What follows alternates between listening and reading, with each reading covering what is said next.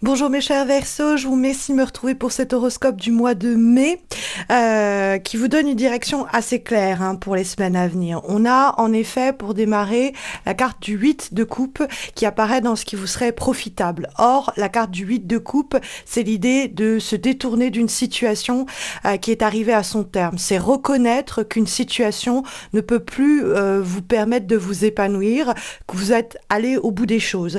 Donc ça peut être un boulot dans lequel vous n'avez plus grand-chose à apprendre, une équipe avec laquelle vous n'avez plus grand-chose à faire. Ça peut être une relation, quelle qu'elle soit, amoureuse évidemment, mais pas que, amicale ou quoi, et qui touche à sa fin. C'est-à-dire que ça a participé à faire de vous qui vous êtes aujourd'hui, mais malheureusement, ça ne peut pas vous accompagner plus loin. Et c'est donc insister sur ici l'idée que tant que vous n'avez pas accepté le terme de cette situation-là, une nouvelle ne peut pas surgir. Parce que le 8 de coupe, c'est je referme cette porte pour me permettre d'aller chercher mon bonheur ailleurs. Il y a quelque chose qui m'attend, qui peut m'accomplir. Et pour ce faire, je dois prendre conscience que la situation dans laquelle je me trouve n'est plus susceptible de me porter ou de permettre mon épanouissement ou ma croissance. C'est jamais de gaieté de cœur que l'on referme cette porte. Le 8 de coupe indique souvent que prendre conscience que cela est terminé ou que cela n'a plus franchement de sens ou que cela est obsolète peut peiner. Ça peut vous rendre nostalgique ou vous attrister parce que vous avez passé de bons moments dans cette structure, dans ce lieu géographique, dans cet environnement ou avec cette personne, mais il faut regarder la vérité en face. Quelquefois, elle n'est pas toujours plaisante. Et là, en l'occurrence, c'est se dire, ce chapitre-là de ma vie, cette période-là doit se terminer, doit s'achever. On doit remettre en question peut-être même quelques axiomes, quelques pensées comme ça que l'on n'interroge plus ou que l'on questionne plus. Parce qu'on a le pape dans les obstacles et le pape, c'est l'idée quelquefois un peu manichéenne, c'est bien, c'est mal et puis ce n'est pas questionnable. On vous invite ici à re-questionner peut-être vos croyances, re-questionner ce que vous pensez comme des fondamentaux, ce que vous n'avez plus questionné depuis longtemps déjà et vous dire au fond ces valeurs-là par exemple m'habitaient par le passé mais j'ai changé et en fait elles ne me correspondent plus. Ces croyances-là ne sont plus raccord avec qui je suis aujourd'hui. Il y a l'idée de remettre en question ce qui peut-être à une époque vous paraissait comme sacré ou intouchable et que aujourd'hui en fait avec le recul, avec votre expérience, avec le temps ne fait plus autant sens qu'auparavant. Alors, le pape, c'est aussi l'idée d'un engagement, d'un contrat, d'un mariage quelquefois, que l'on doit aussi questionner. C'est la carte dans les obstacles comme elle se trouve aujourd'hui, mes chers Verseaux, du divorce même. C'est se dire, au fond, je dois me séparer de cette situation, de cette personne, de cet environnement. Je dois reprendre ma liberté et je dois surtout me diriger vers quelque chose plus raccord avec qui je suis aujourd'hui. Et le pape, ça peut être donc cette idée de rupture, cassure avec une situation, un environnement.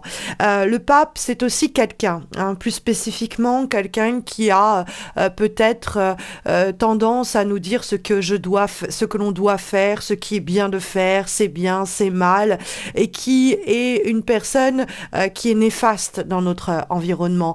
Elle se revêt de qualités de guidance, elle est là pour soi-disant vous aider, vous conseiller ou vous accompagner, et en réalité, c'est une personne qui est comme on pourrait dire un faux prophète, c'est-à-dire quelqu'un qui énonce des fausses vérités, qui semble vouloir vous conseiller à partir de son expertise ou de son expérience, et en fait ces conseils sont mal intentionnés ou tout simplement ne font pas sens parce que cette personne prétend avoir une expertise, une connaissance, une expérience de quelque chose en fait avec quoi elle n'est pas du tout familière. Donc faites attention aussi à ces personnes qui prêchent certaines vérités ou certaines manières de faire et d'être qui sont en plus de cela incapables de suivre leurs propres conseils. C'est fait ce que je dis, pas ce que je fais.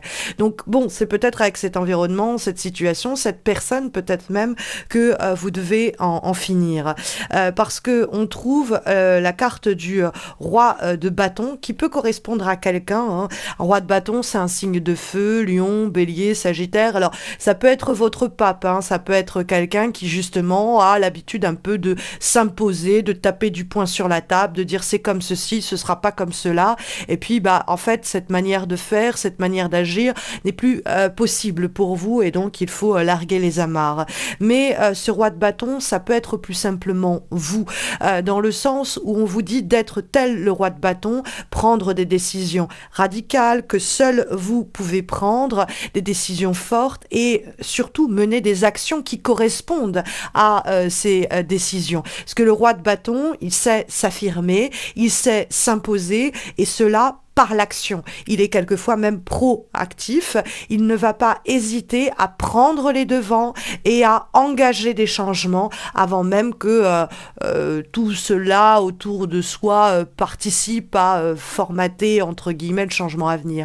On va prendre les devants, on va anticiper, on va s'imposer, on va s'affirmer. Le roi de bâton avec le 8 de coupe, comme vous l'avez dans les éléments positifs, on peut vraiment avoir l'idée, au fond, je n'attends pas que la situation m'ensevelisse, je prends les rênes de ma vie personnelle, professionnelle et sentimentale peut-être même, et je vais fermer cette porte, m'extraire de cette situation dans le cadre de laquelle je n'y trouve plus mon compte, qui ne ressemble plus aux croyances qui sont aujourd'hui les miennes, où je vais larguer les amarres et couper les ponts peut-être avec quelqu'un aussi ou un environnement qui me jauge, qui me juge beaucoup trop et je vais me réaffirmer de cette façon-là. Parce que vous avez tout de même dans la direction de votre mois de mai, mes chers Verseaux, le 10 d'épée. Et le 10 d'épée, c'est une période de notre vie très dure, quelquefois douloureuse, pénible sur le plan émotionnel et psychologique, qui s'achève, hein. Et elle a en rapport avec le 8 de coupe de marquer la fin d'un cycle, la clôture d'un chapitre qui, pour nous, n'est plus épanouissant et peut-être même est source de déboire, de tristesse, de déloyauté, de trahison, quelquefois même. C'est se rendre compte que je suis en train de me trahir moi-même. Je suis, on va le voir, en train de m'auto-saboter en restant dans cette affaire-là. Je suis en train de me limiter, de me restreindre et je dois clore cette affaire. Je dois mettre un terme à cette relation ou à cette situation. Parce que le 10 d'épée est une carte crépusculaire. Elle nous dit que quelque chose est de toute façon en train d'agoniser et qu'il faut mettre peut-être le dernier coup pour achever cette affaire. Et derrière va pouvoir jaillir une nouvelle aube, un nouvel aurore, une nouvelle situation plus en mesure de correspondre à qui nous sommes, à nos besoins actuels et puis à notre identité qu'il faut peut-être réinventer. Le 10 d'épée nous dit que dans une existence, il y a à la fois plusieurs morts et plusieurs renaissances et que ce mois de mai doit être une façon pour vous de vous réinventer, de vous repenser et de renaître, de sorte à ne plus vous auto-saboter, hein, pourrait-on comprendre avec l'avant-dernière énergie que nous avons pour ce mois de mai qui est issu de l'oracle de l'union entre ciel et terre et donc nous avons la carte de l'auto-saboteur. C'est une carte qui nous parle, vous savez, du syndrome de l'imposteur. On a l'impression de ne pas être à notre place, on a le sentiment de ne pas faire assez ou de ne pas être suffisant et on va se maintenir dans une situation guère épanouissante. On va au fond se faire souffrir parce qu'on pense ne pas suffire, ne pas être assez pour cette personne, pour cette situation, ou ne pas être assez pour avoir mieux. Et c'est ça aussi où on va en venir. C'est que ce mois de mai doit vous amener à vous dire je peux faire plus, je peux faire mieux, je mérite plus, je mérite mieux. Et je dois prendre conscience de ce qui me tire vers le bas, de ce qui me traîne vers le sol et m'en délester pour m'élever beaucoup plus allégé vers de nouveaux zéniths à atteindre. Et ça, c'est à la condition de prendre bien conscience de ce qui en soi nous limite et nous conduit à ce syndrome de l'imposteur, à cet auto-sabotage auquel il faut mettre un terme. Alors, il y a peut-être des personnes qui sont responsables de cet auto-sabotage, c'est-à-dire qu'on a semé quelques graines malveillantes qui vous ont poussé à penser que vous n'étiez pas à la hauteur, que vous ne pourriez pas atteindre cet objectif ou que vous étiez de toute façon destiné à vivre dans cette situation malheureuse. Alors que, en réalité, c'est l'influence de quelque chose ou de quelqu'un qui en est responsable et qui vous a conditionné à penser que vous ne pouviez pas atteindre d'autres sommets. Donc, éjectez de votre vie des pensées de ce type, prouvez-vous en agissant que vous êtes capable de plus, permettez-vous de croire en vous et de penser que vous pouvez faire plus et mieux. Et puis si certaines personnes ou certaines situations vous poussent à cet auto-sabotage en étant dans un environnement qui ne vous porte pas, qui ne vous soutient pas, qui ne vous épaule pas et qui au contraire vous rabâche des pensées pessimistes, défaitistes, eh bien éjectez ces personnes de votre quotidien. Il y a comme dernière énergie, une lame issue de l'oracle Amour is Love et nous avons la carte de l'acceptation. Elle nous dit au fond qu'il faut accepter que certaines situations relationnelles, mais pas que, sur le plan émotionnel, eh bien, ne soient plus épanouissants. Il y a cette idée d'une épreuve dont on doit prendre pleinement conscience, que l'on doit accepter. On doit se résigner à accepter que cette affaire-là, cette situation-là, cette personne-là ne me porte plus. Et c'est pas toujours facile de faire le deuil de ce chapitre-là de notre vie, de cette relation, mais croyez-moi, le passage sera peut-être un peu dur entre l'ancien et le nouveau. Il y aura un avant et un après. La période de la mue, comme celle du serpent qui perd sa peau pour en avoir une nouvelle flambant neuve, eh bien, peut être un peu difficile à vivre, mais une fois que le changement sera opéré, vous sentirez renaître et vous vous sentirez peut-être même vous réinventer. C'est en tout cas les conseils et les recommandations que les cartes vous délivrent pour ce mois de mai. Sachez que sur le plan amoureux, j'ai posté des guidances pour les célibataires, pour les personnes en couple et pour l'année 2024 qui vont apparaître en suggestion dans quelques instants, donc n'hésitez pas à les regarder.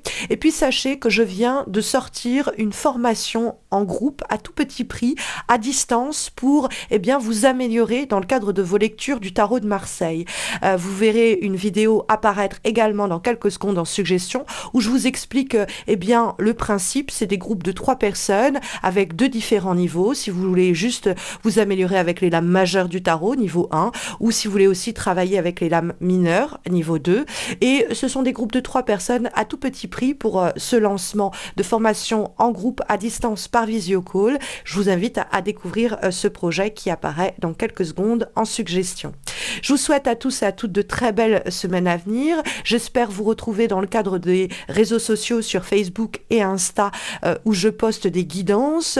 Et puis, vous pouvez me retrouver pour des consultations en privé, des tirages, par le biais de mon site où vous trouverez aussi la formation en groupe à distance. Mon site missmojorising.com que vous trouverez en descriptif de cette vidéo. Je vous souhaite à tous et à toutes de très belles semaines à venir, mes chers Verseaux. En espérant vous retrouver très vite, je vous dis à bientôt.